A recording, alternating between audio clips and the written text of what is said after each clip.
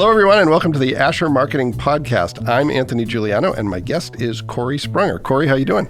Doing good. Well, thanks so much for doing this. I know you are a busy person, so I appreciate you taking the time to talk with us. You just got a little bit of a break, hopefully in California?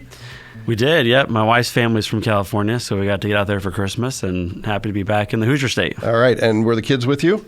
They were. Okay, all right. And how was your weather? The weather in California is very different than Indiana.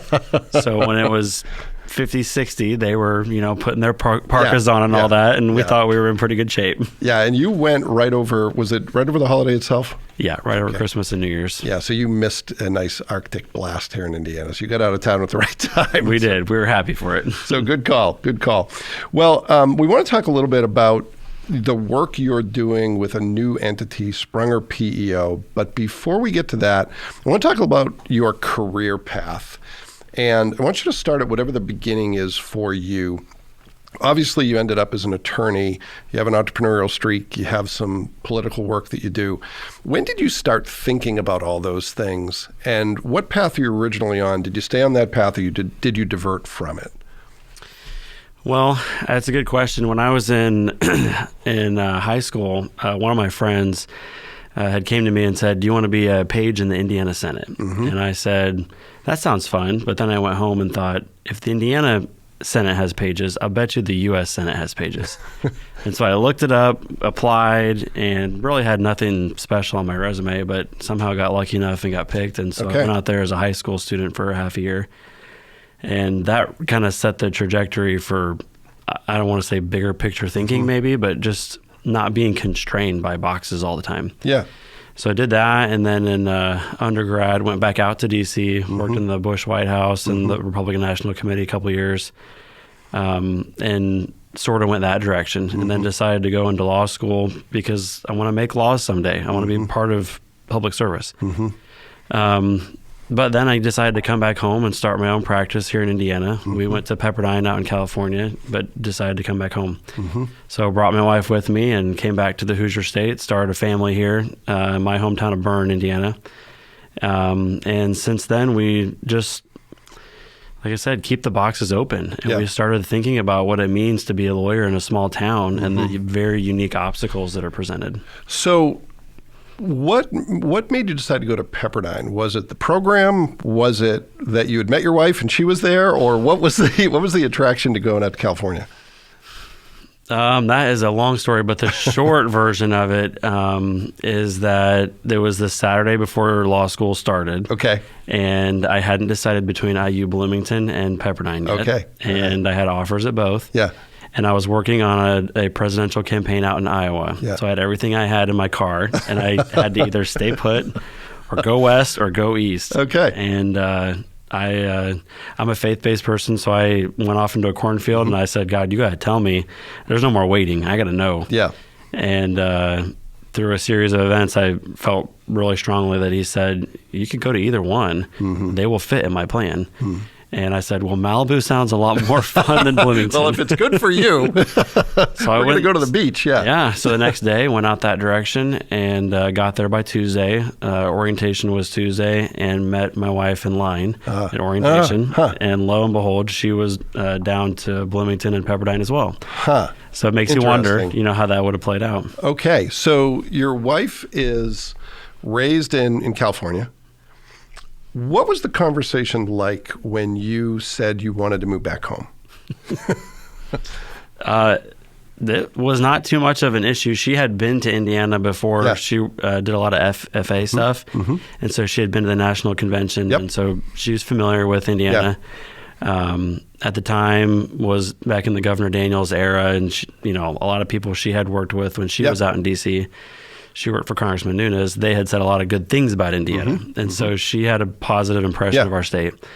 And, I think her family may have been a little bit less excited about the idea, but I think it fit our personality and our culture a lot more so than California did. Yeah, well, and I asked that question, and hopefully it came off as respectful, because I did the same thing. I grew up in Massachusetts and moved here, and there are a lot of people in Massachusetts like, what's in Indiana? Where's Indiana? And I've been here ever since, been here for 30 years now, so I understand some of the attraction of it, but California has better weather than Massachusetts. Yes, it does. So I didn't know if it was more of a fight.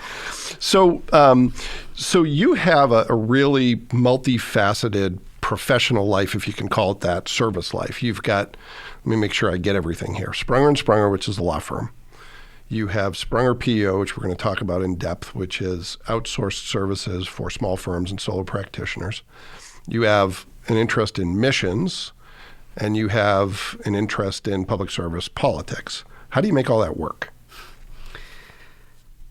I don't know yet. We're working on that. I mean, they're all passions, and I think at the end of the day, the theme for all of me is just don't limit yourself, right? So if you have an idea, I think a lot of people put boxes around yourself and say, can't be done. Yep. And to me, when someone says it can't be done, the next question is why? And then they give you an answer, okay, but why that? And you just keep asking, and 9 times out of 10, the whys really aren't great. And so it's like, why limit it? Yeah. So, originally we decided to come back to Indiana. I went around to a couple different law firms in the area, and they just were not good fits for different reasons. And I thought, you know what? There's not a lot of attorneys in my hometown. Why can't I just start a practice? And a lot of people said, you can't start your own business right out of law school. Yeah. And I said, well, I don't know. You don't know me. Like, I think I probably could. Yeah. And so we did. And that sort of started this whole trajectory. And what has it been like being in a business partnership with your spouse? What are some of the challenges? What are some of the good things about it? Yeah. Well, I know there's a lot of people that probably would not enjoy that. I can't, to be honest, I couldn't imagine not doing that. All 3 years of law school, we took the same classes, studied together, took the bar together, same finals. So to not be working together for us, I guess, would be challenging. Yeah. She does have her own practice caseload than mine. So for a while, they were very different. We didn't see each other that much, even though it was the same business. It's more so now that she's changed practice areas. And so we're doing it a lot more together than we were. And we really like that. Yeah. And how old are your kids?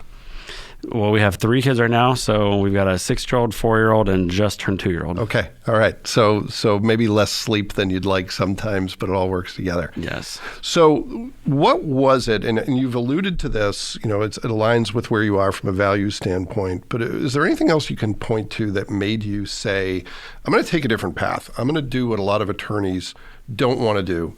I'm going to be an entrepreneur in addition to practicing law. I'm going to do it in a small town, and I'm not going to chase some of the things that other people are chasing. Is there anything specific you can point to that puts you on that path? I mean, I would go back to that time. I know this might not seem like it connects, but I would go back to that time when I was a page in the Senate. It was for Senator Lugar at the time. Sitting on the Senate floor watching these 100 people do things, and the decisions that those 100 people made every day affected all 300 million people in our country, and because we're the country we are, the whole world. And I said, man, I want to do something someday that affects people. I want to matter. And so I went to law school really not to be a lawyer. That was never the goal.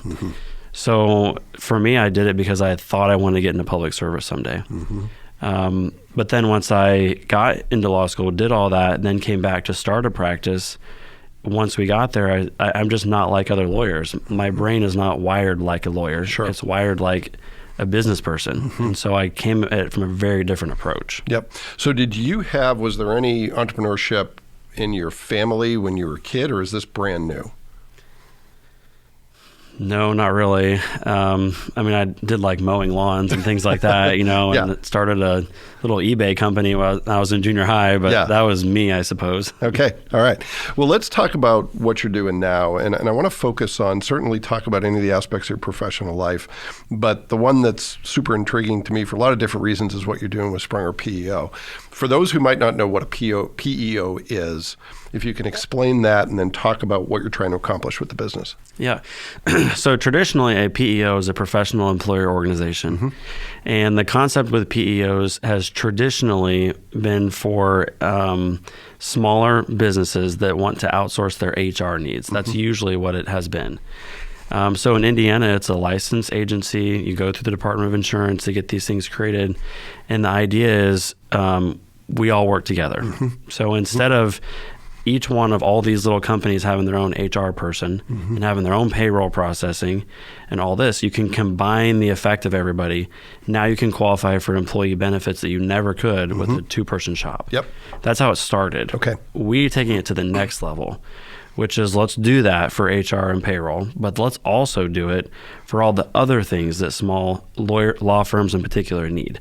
So accounting, payroll like normal, then you add in IT, phone receptionists, mail processing. There's no reason that we all need to be doing this stuff. Sure.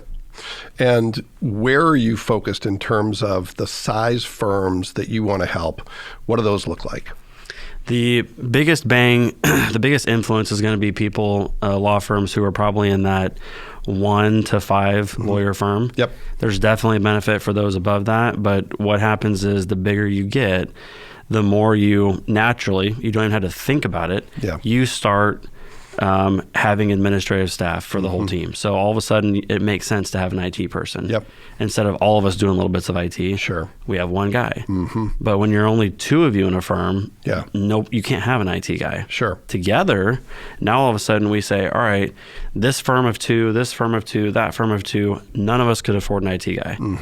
Together, we can have an IT guy. Yep. Or an IT team. Yeah. So where you don't have those natural economies of scale because you've got 50 attorneys, you're bringing them to these small firms so they can spend more time practicing law and focusing on clients. Right. And I think about the big firms out there, and nobody had to tell them, you know, you got 50 lawyers here. Why don't you designate somebody to do your IT? Like it's just natural. Sure. So we're just doing the same thing, but we're bridging the gaps of geography and putting them together. So this is a good business idea, but it's also aligned with something that I know from you and I, having talked, is important to you in terms of making small firm practice viable in small towns. Talk a little bit about why that's important to you and what are some of the challenges that attorneys otherwise might face. Right. So Indiana's not unique in this, but I happen to know Indiana's stats better since we live here. So in Indiana, well, to start with, we're the 10th the 10th lowest in terms of attorneys per capita. So we have a low number of attorneys to start with. Is there any specific reason you can point to why that is?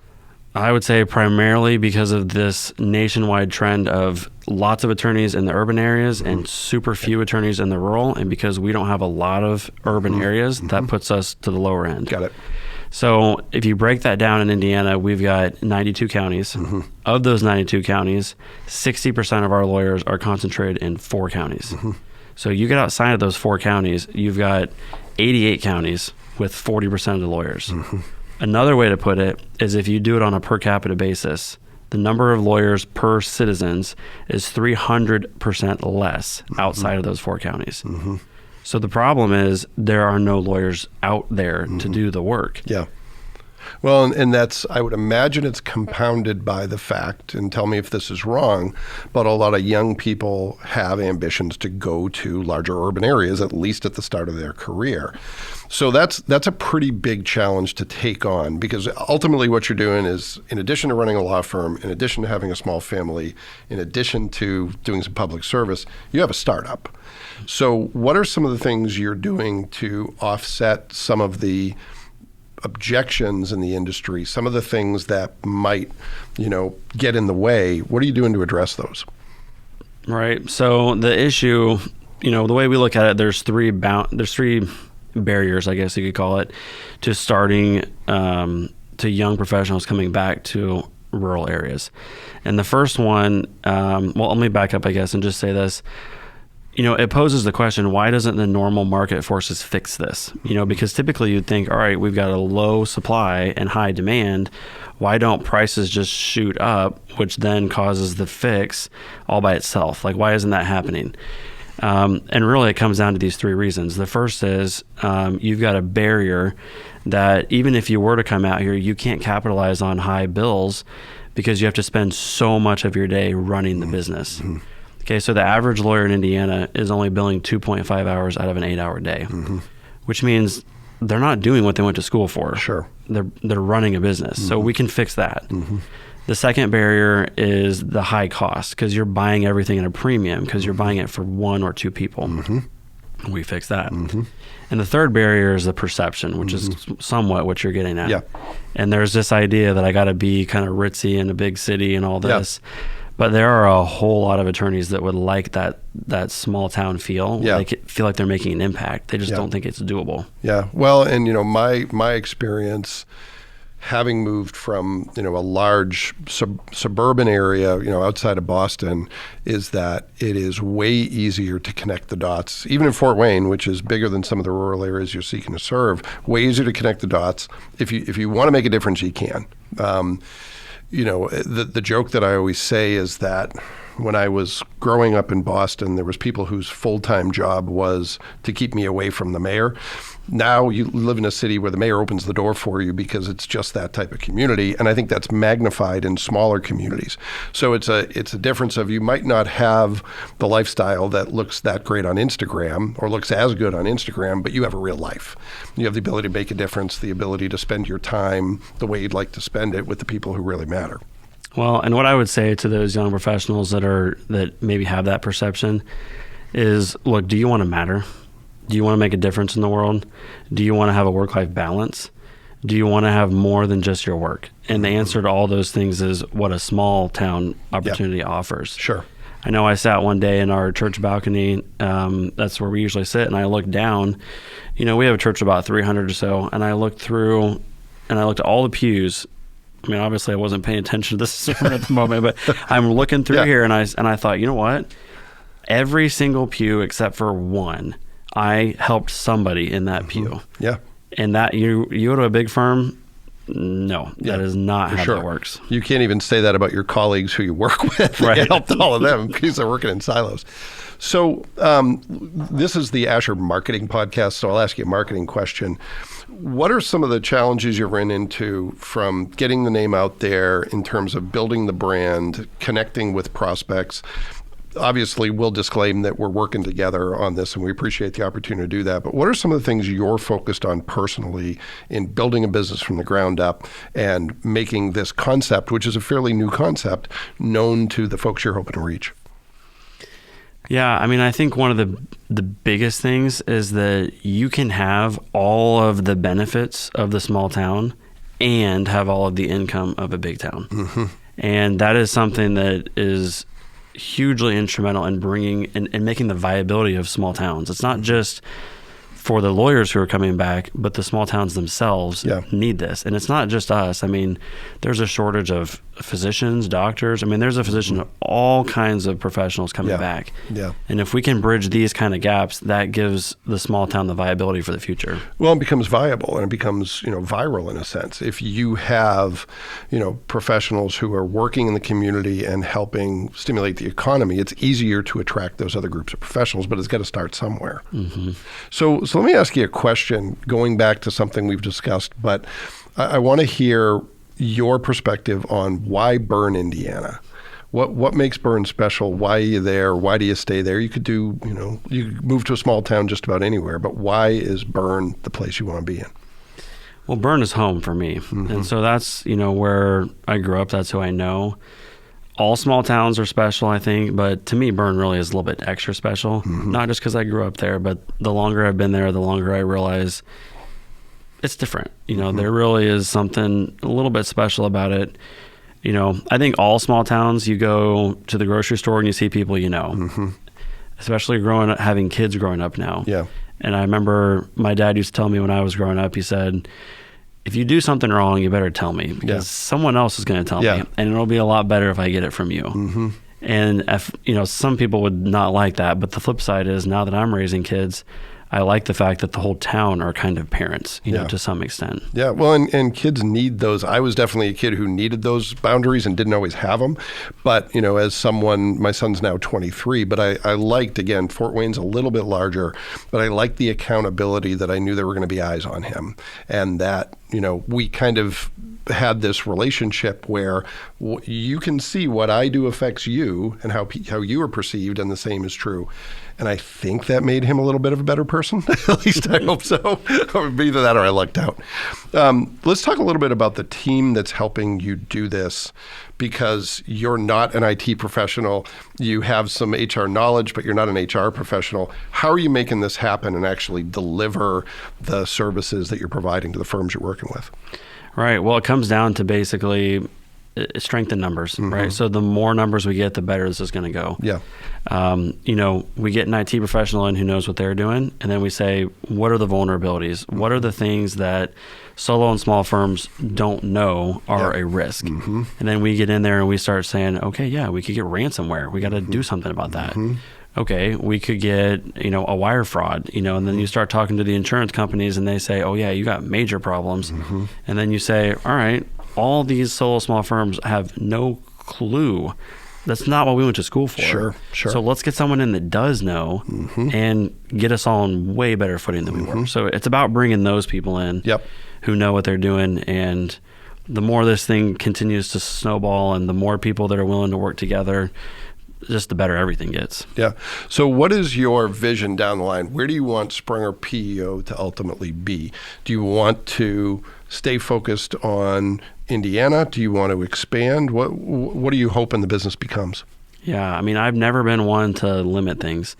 So right now we have, I think we have 9 locations working with us right now, and there's no reason to limit that. I mean, really, it's a very scalable thing. Yeah. So the more firms that work together, the more that we're doing this, the more options open themselves up. And the other thing that I think could be a benefit down the road, which we really haven't explored too much yet, but we can almost start to make a network where we can refer to each other, talk to each other.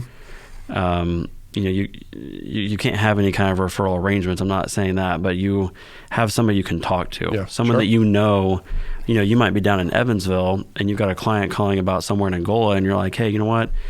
I've got a firm that we collaborate on. Let me hand you over to these guys, and you trust them and you know them. Yeah, and they're not a competitor, right? Because of geography and other factors, and maybe it's a different practice. So you're in, the law firm world. It's a relationship business.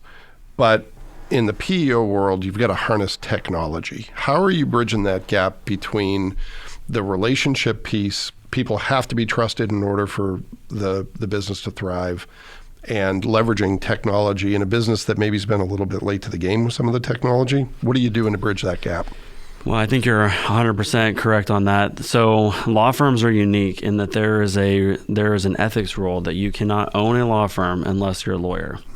And I completely understand the rule. An unintended consequence of that rule is lawyers, if they wanted to be a business owner, they didn't go to law school.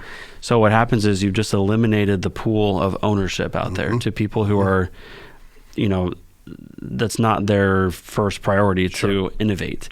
So we are behind the game when it comes to these things. Now, I think it's Arizona, if I'm not mistaken, they just got rid of that rule. And the UK has already gotten rid of it, I believe. I think Australia may have as well.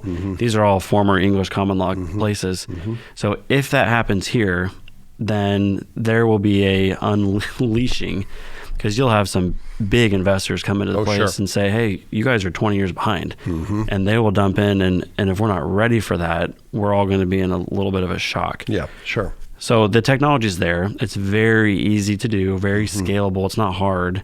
And once we've got it all figured out, it's easy to roll out. Yeah. Well, and it's strange because, and I know very little about the law firm world. I worked in it for about 10 minutes and, I've done work with some clients. But the name of the game in the industry for the big firms has been mergers and acquisitions. Small firms being acquired by bigger firms, which become bigger firms. It's almost like you're doing that on the administrative side, but allowing them to keep their independence in terms of their practice, how they run it, their culture, the people they bring on board, and allowing them, in a sense, to compete with those big firms without becoming big firms. Is that part of the goal? Yeah, that's definitely right. I mean, it also kind of comes back to the big firms can't get any bigger because there's only so many clients out there, and they're all in the big cities.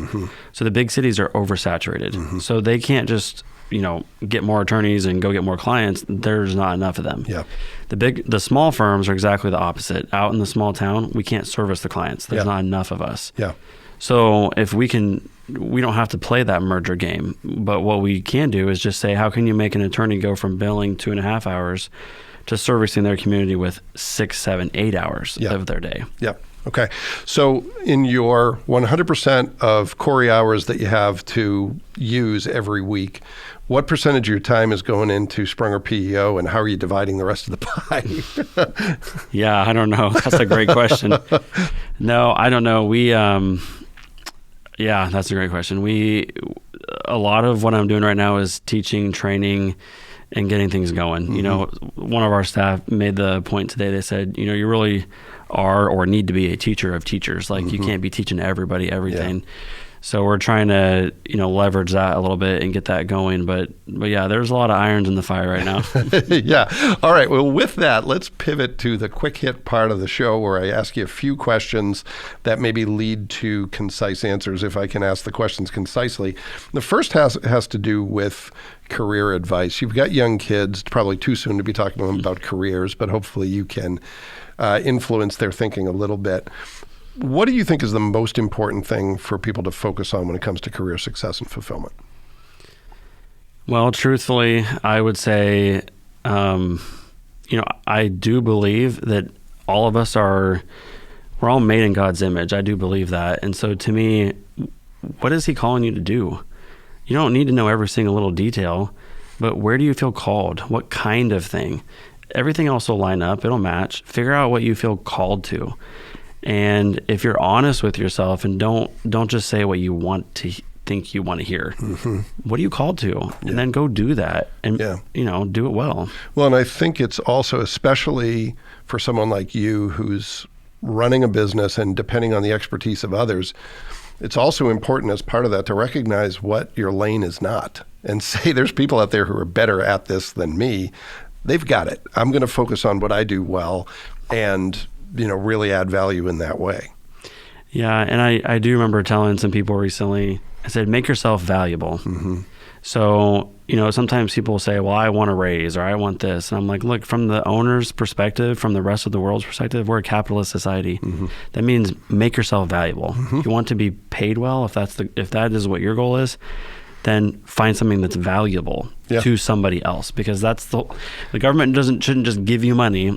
Everybody else should say what's valuable, and I want to make a trade. Yeah. You do this good for me, I give you this. So what's valuable? Yeah. Well, one of my favorite quotes, it's a little bit of a cliche, is Zig Ziglar, who says, I may botch the quote, but something to the effect of, if you help enough people, you will get all the help you need. And that includes income, that includes support. But it starts with taking the first step and being the person who is valuable, as you say, and is of service to others.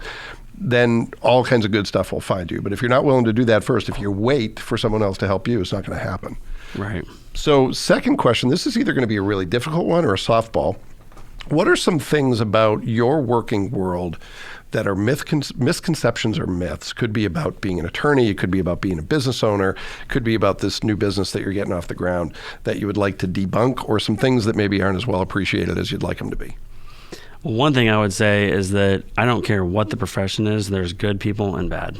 Every profession. I remember when I was out in DC seeing that. You got good people, a whole lot of mediocre people, and then bad people. The law firms are no different. You've got good, mediocre, and bad. And so I think what happens though is people tend to focus on the bad. And so especially in the lawyer world, they have a problem and they need it fixed. And the last thing they want to do is pay more money to somebody to fix it. Yeah. But that's where the value comes in, is that you do have a problem. I can fix that. Yeah. It costs money, but I can fix it. Yeah. Well, and everyone has lawyer jokes until they need a lawyer, right? Right. And it's not so funny anymore. Yeah. Like I said, there's good lawyers and bad lawyers. So, and I tend to think that in the smaller communities, you get more of the focus on results and maybe less on paying me and things like that. And so I think, that's not to bring it back to the small firm again, but I think you do see more of that. Yeah, for sure. All right, last quick hit question. What is something you use in your work And you're obviously seeing a lot of different types of work get done. It could be a tool, could be a trick, could be old school, could be new school, could be tech, could be analog. Something that you use to get the work done that you think is deserving of being recognized. Well, it probably sounds cliche, but being paperless is where we have to be. Yeah. And there's resistance to that, especially, if you haven't been that way, transitioning to that is hard. Mm-hmm. If you can start from scratch that way, that'll make life a lot easier. But that's where the world's going. And without that, this model or any other model is not going to work. Mm-hmm. So you'll get lawyers that say, well, you can't be a paperless lawyer. Like, that's what we do. We have paper. But that's not true. I mean, I have a computer and I don't ever have paper. Yeah. Like, ever. Yeah. And, even just a few years ago, the legislature allowed us to change it where you don't have to sign wills on paper anymore. Mm-hmm. So now we don't have to keep track of the original. What if there's a fire? What if there's a flood? All of that's gone. Yeah. Well, and the way I've always looked at it as someone who has been blissfully paperless for years, the far bigger risk is with paper than with something that's sort of electronically. Everything comes with a risk. But, Google probably has better security for documents than I do in my home. Right. So, yeah. Where do you think that resistance comes from? Is it the fact that attorneys are taught to act on precedent, so the precedent is we have paper, therefore we're going to continue to have it? Is it being risk averse? Is it all those things? I think just like with any person anywhere, I don't know that law firms are any different. People don't like change. Yeah. So if you're used to paper, learning how to not use paper is not fun. It's new. It's something else you got to learn. And we're all busy, so we don't want to use our mental space learning something. We'd rather use it being productive. Sure. But if we can realize that, give up, X number of hours to learn how to convert, it will result in 5X of productivity next year, and again the next year, and again the next year. Yeah. Well, hopefully, Cory, you can convince attorneys of the wisdom of that, save them some time, allow them to do what they really like to do, spend more time with clients, and make more money. It's a big task, but sounds like you're off to a great start. Thank you for having me. Appreciate it. Well, thanks for doing it, and thanks to everyone, who took the time to listen to this episode of the Asher Marketing Podcast. We'll be back next time with another great guest, and we hope you'll join us then.